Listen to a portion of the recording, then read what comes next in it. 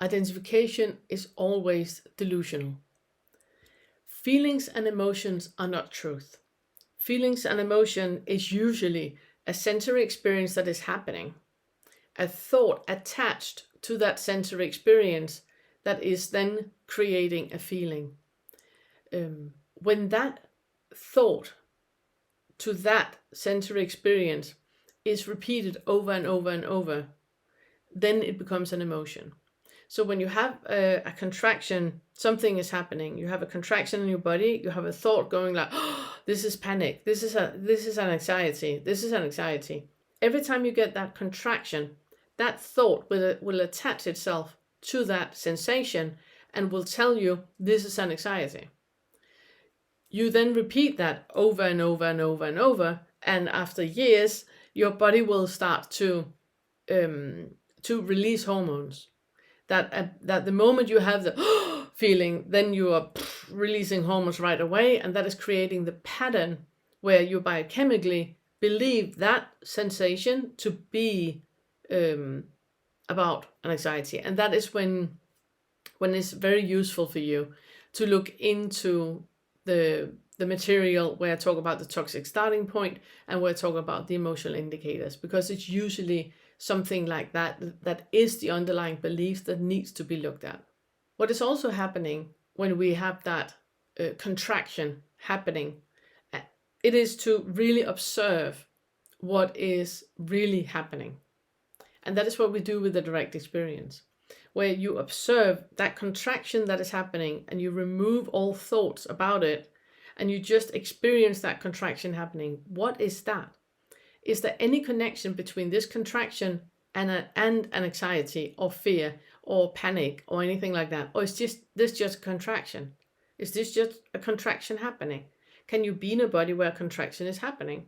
Can you be in a body where you even remove the word contraction and just sit and experience what is happening?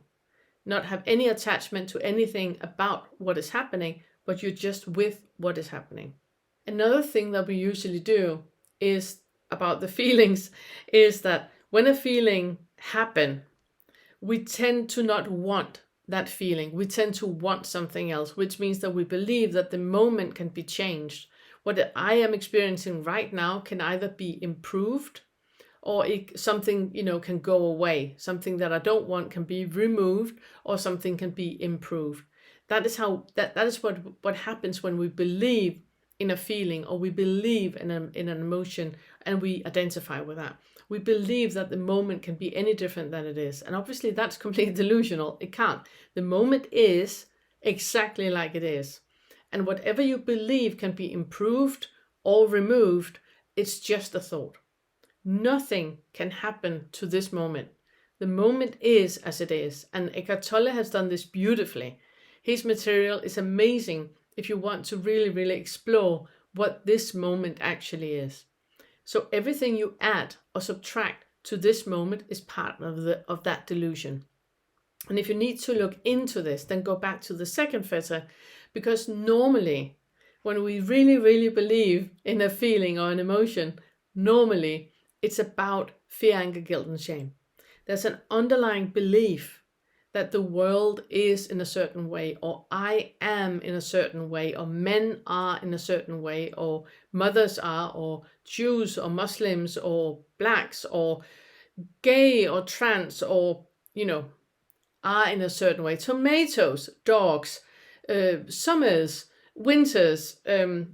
We have that underlying belief of things or people being in a certain way.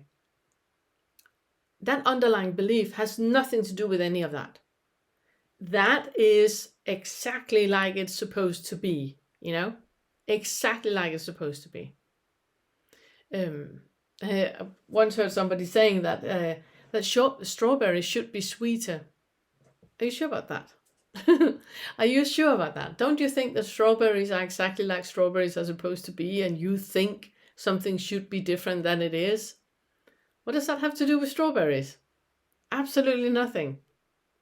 So really, really becoming aware of all the things you believe is in a certain way that is usually attached to you having an underlying belief about fear, anger, guilt, and shame, and that needs attention. The reason why it's so important to go back to the second fetter and work with that, it's that there are areas in you that need unconditional acceptance, compassion, and love. Whenever you have an underlying belief about fear, anger, guilt, and shame, it's because there's some part of you that still has not been met. There's some part of you that needs to be met, that needs to be healed, and needs to be soothed. And you need to go back and work with that. So it's not that there's any truth in whatever you believe is in a certain way. If you have an underlying belief of fear, anger, guilt, and shame, there's no truth in that. There is no fear, anger, guilt, and shame. There's just a part of you that has a wound that needs healing. And you can only heal trauma by being with it. Like I said, when we talked about it, there is no trauma. There's only a belief about trauma. But that is enough. And that belief needs to be met. It needs to be met with unconditional acceptance, compassion, and love. So if you have anything in your life that is an indication of there still being fear, anger, guilt, and shame as an underlying belief for anything, go back to the material in the second fetter, work with your notebook, where you write down in every single lesson the different insights that you have had, work with your guide, talk about it in the groups, keep bringing it up until you are healed. But make sure that you do not intellectualize it, There's nothing to think about. There's something to create space for, and that can be done in silence, So you don't need to, a diversion that I often see when we talk about fear, anger, guilt, and shame is that you're trying to talk it to death. That's not going to happen. That's not going to happen. You're just emphasizing. It's not going to happen. What you need is to create space for what actually is. You need to create space full of unconditional acceptance, love, and compassion to what is, what needs to be met, and then it will dissolve all by itself. That is also the part that really, really needs your attention and really needs you to put it into a practical application. You can't just think about fear, anger, guilt, and shame. You need to feel it, pull yourself out of it, go into the direct experience, and create space to whatever keeps coming up, because it keeps coming up for a reason. There's something that needs your attention. So the second fetter really, really needs your attention. And I know that the material for the second fetter, it's big. I mean, the lessons are like 2 hours each. So it's a lot. And I know it's a lot. But, you're not in a rush. Why the hurry? Go back to it over and over and over until you have created space for everything.